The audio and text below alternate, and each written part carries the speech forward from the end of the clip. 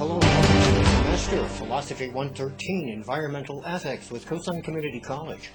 I am Katie Borcoman, your instructor, and I hope in what follows you'll get a good feel for how to navigate through your Canvas course. There is an orientation section that, for those of you who are not familiar with Canvas, the learning management system, you will gain a considerable amount of information about how to access materials and how to be a successful online student as well. Philosophy in general covers issues such as metaphysics, epistemology, ethics, aesthetics, and all of those things, all of those branches of philosophy are applicable to environmental ethics at the abstract and academic level. This particular course not only includes academic orientations and perceptions and perspectives, but some practical material as well, which I think you'll benefit by in your daily life. We're going to be including some environmental documentaries, the ones that I am able to pop up into your Canvas course you can watch, and some of those will be the subject matter of our discussions as the semester progresses. You can always reach me at dborcoman@coastline.edu. The turnaround time for my email response is usually a couple of hours, but I suppose it's possible it could stretch into a day. My preference is if you have a really important question to ask of me, that what you do is use my email. But we will have a forum set up so that you can kind of ask your fellow students some questions in case I don't get to you as quickly as you'd like, and maybe somebody out there knows something that can be shared. All of you know something about philosophy already, and you also know something about environmental ethics, and I'm sure that we all have different views about what the appropriate posture is to take for human beings trying to live in a world with other creatures, as well as with the mountains and deserts, and also the skies even. So we will do our utmost to try to provide you with not only an academic base for being able to understand problems from a philosophical point of view, but also a practical base for being able to try to apply some of the concepts that you're going to become acquainted with if you aren't acquainted with them already. I'm excitedly looking forward to teaching this class, and I'm looking forward to your contributions. I always learn from the students. I know that between and amongst you, there's an enormous repository of knowledge, and I'm hoping that we're going to be able to share what we know and discuss it at a collegial level in the discussion board. I'll also be running a virtual office hour off of something called Blackboard Collaborate, in case you're not familiar with it. I'm yet to determine the exact time that I will be conducting weekly virtual office sessions, which are synchronous and designed to allow you to be able to get online and talk with me in real time, or your fellow students, if you so choose. But it'll probably be either Friday or Saturday morning, and I will post that information shortly. Take good care. Let me know if you have any troubles whatsoever. Email me, and I will try to respond as quickly as possible. Bye-bye. Hello, and welcome again to Philosophy 113, CRN 93116, the spring edition of Environmental Ethics. This is just to give you an idea as to what the course looks like, just in case you have not been into a Canvas course before. Coastline courses are fairly streamlined, and the navigation pattern is pretty similar from course to course. One of the things, of course, you're going to want to do is to click on the Start Here button, and what that will do is take you to some interesting, I hope, and important bits and pieces of information which will help you not only see your way through the course, but also be a successful online student. This particular video I'm doing even at this moment will be embedded in the welcome message area. There are a couple of different ways in which you can actually access materials. You can use what is called the navigation pane off to the left, or you can simply click Next to get the sequence of content and assignments that are available to you in this course. You have to complete a student learning contract, so make sure that you get in there and do that as soon as you can. There is a survey that is something that is actually produced by the Coastline Community College instructional designers. You can take that as well.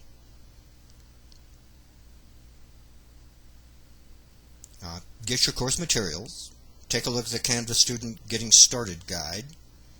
I would definitely take a look at the Student Online Readiness modules, the Course Orientation module, Notification Preferences, and if you don't mind, try to put a little avatar, an icon, or a picture of yourself when you configure your email account on Canvas. I think that helps us kind of know a little bit more about each other. There is an introductory discussion that will be due about a week after the course begins. And, of course, this just simply tells you what I'm telling you now. You can click Next to go to the next battery of things that you're asked to kind of look at. Now, you might not necessarily need, personally, to take a look at every single thing here, because if you are already a savvy online student, some of the stuff is probably not new information. But I would at least glance at it, take a look, see how it applies to your particular situation. There's some very helpful information there. If you continue on, you'll get information about me, Katie Borcoman, your instructor. And, of course, the ever-important syllabus. The syllabus is regarded as a kind of a contract between you and me. It may change a little bit because I am probably going to add just a wee bit more material, but not a whole much more, because of the event of Earth Day 2017, which I do try to celebrate. So as you go through each of these modules, the sequence of basic topics and categories is pretty much the same throughout all of the modules. Clearly, another important aspect of the course is getting the right book. It's environmental ethics. It's not an expensive book. It's one of the reasons I chose it. The primary reason, however, I thought that it gave a very comprehensive coverage of the differing perspectives and attitudes towards things like global warming, animal rights, ecosystemic ethics, bioethics, biocentrism, things of that nature. So it's kind of an equal balance. It doesn't seem to be a terribly biased textbook. But you want to get a hold of that either from the Coastline Community College bookstore. You can, I think, probably just look up the ISBN online and possibly get a less expensive volume. This course is not actually technologically intensive. I think most people will actually be able to access Canvas quite easily, and in all probability the best browser for that purpose is Chrome. I have had students report very good luck with Firefox. I myself, as an instructor, moderator of the course, have noticed that Internet Explorer or Edge doesn't seem to allow you to do certain kinds of things.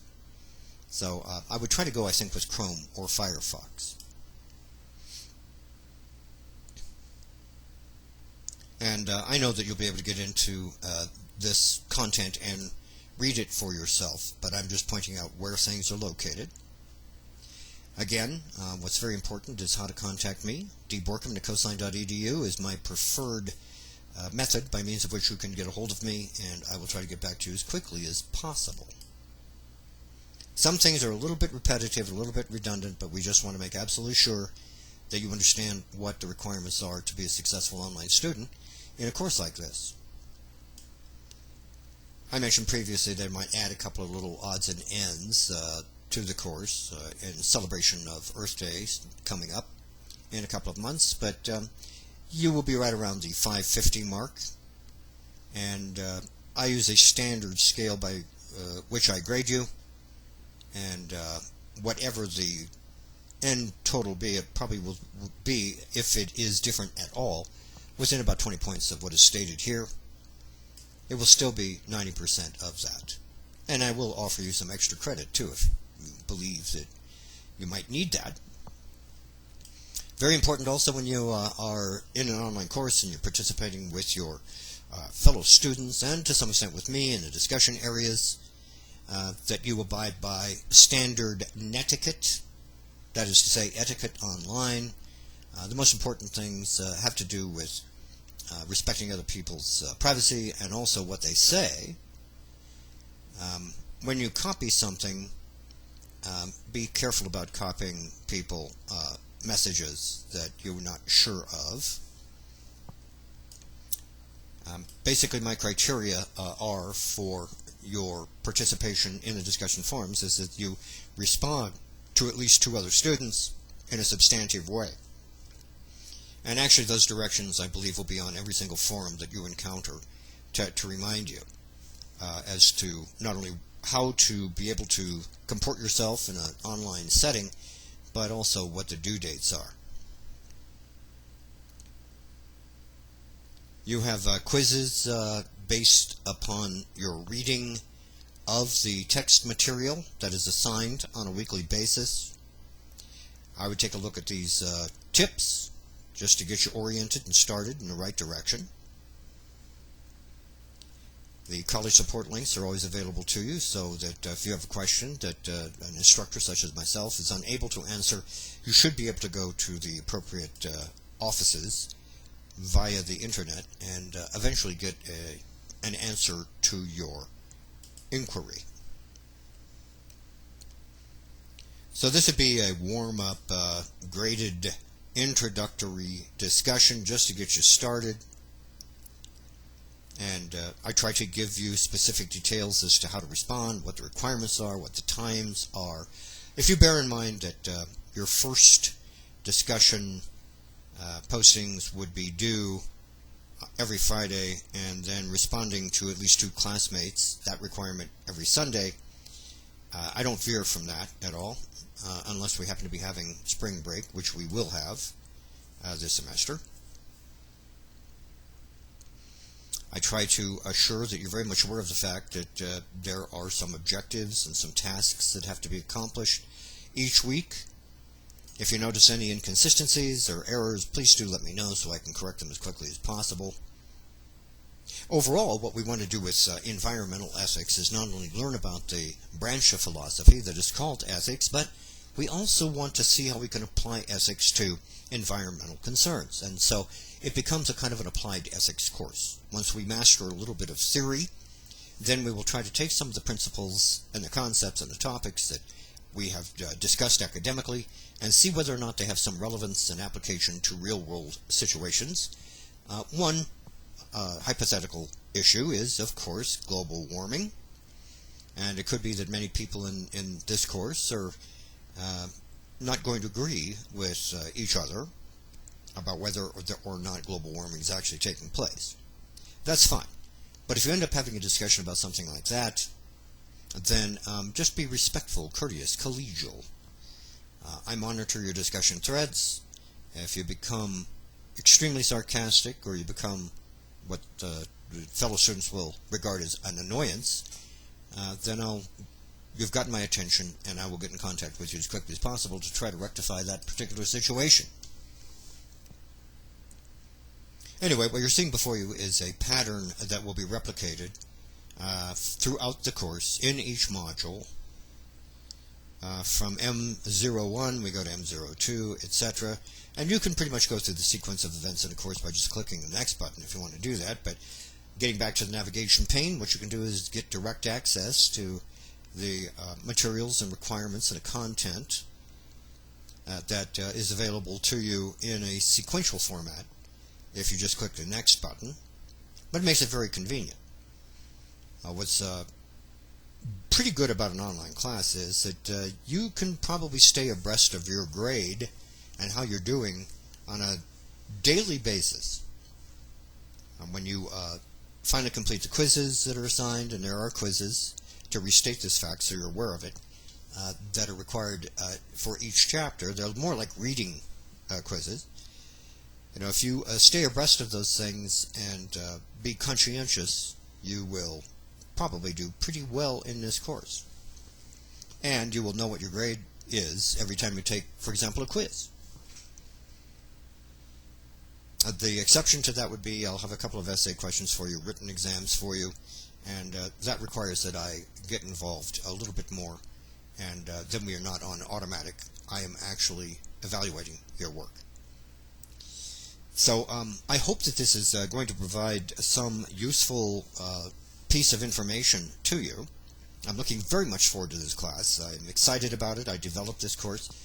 Coastline Community College granted me the opportunity a couple of years ago to actually develop, implement, and ultimately convert this course to the Canvas Learning Management System, and I'm grateful to them for that opportunity.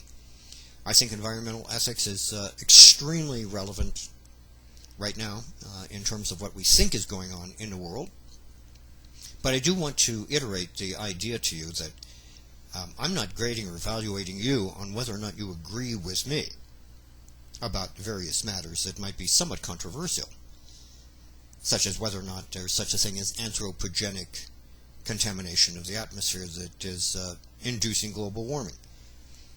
I mean, I'm tempted to believe that that is the case, but you may not, and it's okay if you don't. I'm not grading you on that. I'm grading you ultimately on your performance in the course in terms of participation, your scores on the quizzes and the written assignments, and you will have a final paper that will be due. It can be turned into something that's really intriguing, a final project that could be about an aspect of Earth Day. But whatever it is you end up doing, and I'll send out a series of prompts to you to get you warmed up for that. Whatever you end up doing, you've got to try to do it in the spirit of what you will begin to understand about philosophy. But I do have some rubrics that are available in your course so you can look at that are very quantitative in nature, but there's also a qualitative aspect of your work that I will attempt to evaluate as well.